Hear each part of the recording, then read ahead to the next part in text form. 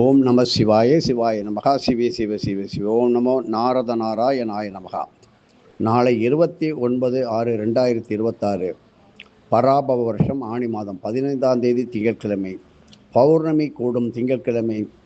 இப்படி இன்றைக்கும் பல பல கோடியில் லோகங்களில் இருந்தும் சித்தர்கள், மகான்கள், யோகிகள் தினமே சதா சர்வகாலமும் எல்லா நேரத்திலும் கிரிவலம் செய்து கொண்டே இருக்கும் அற்புதமான பூமி திருவண்ணாமலை.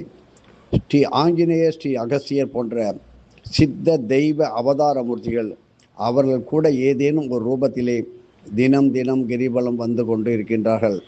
இப்படி ஸ்ரீ அங்கவ மகரிஷி தனது 10,000 சீடர்களுடன் கணக்காற்று பிரதட்சிண மார்க்கமாக பல கோடி யுகங்களாக தொடர்ந்து கிரிவலம் செய்து கொண்டு இருக்கின்றார். தேவர்கள், கந்தர்வர்கள், பிற லோகவாசிகளும் பூ உலக நியதிக்கு ஏற்றவாறு ஏதேனும் ஒரு வடிவிலே ஈசனை வலம் வந்து வணங்கியவாறே இருப்பதால் கிரிவலமும் செய்பவர்கள் தாம் தனியாக செல்கின்றோமே என்கின்ற கவலையோ பயமோ கொள்ள தேவையில்லை. அடுத்ததாக நீதித்துறையில் உள்ளவர்களுக்கும் திங்களும் பௌர்ணமியும் இணைந்து வரும் நாட்டிலே தக்க தானம் தர்மம் செய்தவாறு கிரிவலம் செய்திட வேண்டும். இதை பற்றி பலமுறை சொல்லியிருக்கிறோம். பேச்சு வன்மை, வாக்கு சக்தி பெருக வழி பிறக்கும் தார்மீக ரீதியான வழக்குகளும் அமைந்து மேன்மை பெறுவார்கள். 2 திருவண்ணாமலை திருமண தடங்களுக்கு அப்படி ஏற்பட்டு வருந்துபவர்களுக்கு நல்ல பரிகாரம் தரும் நாள். ஏதேனும் அம்மன் சன்னதியில் ஏழை கன்னி பெண்களுக்கு மங்கள பொருட்களை மனமாற தானமாக அளிக்க வேண்டும்.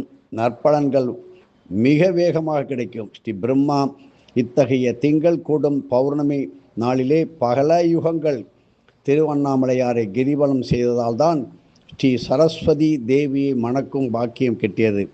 அதுபோல உங்களுக்கு திருமணம் கைகூடும். தெய்வ அவதார மூர்த்திக்கே இப்படித்தான் என்றால் மனிதனுக்கும் எப்படிப்பட்டது என்பதை தெரிந்து கொள்ள வேண்டும்.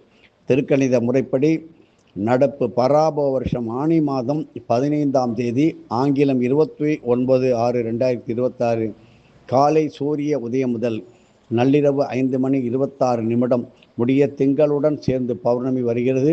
அரிய சந்தர்ப்பங்கள் கிடைக்கும் போது அதை நன்றாக பயன்படுத்தி இதை எல்லோருக்கும் எடுத்து சொல்லுங்கள்.